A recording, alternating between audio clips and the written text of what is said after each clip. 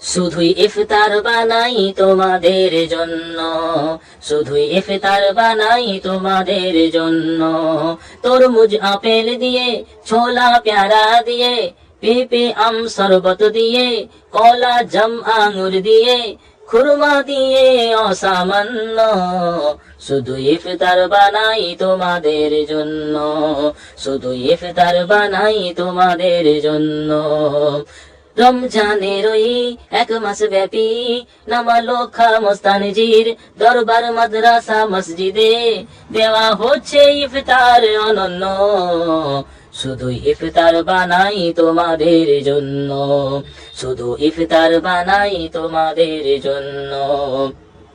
হাদিসে বলে কাউকে ইফতার করালে 3টি পুরস্কার সে তো পাবে, গুনাহ ঝরবে, জাহান্নাম থেকে মুক্তি মিলবে, রোজাদারের মতোই সওয়াব পাবে, রোজাদারের সওয়াব হবে না ছিন্ন।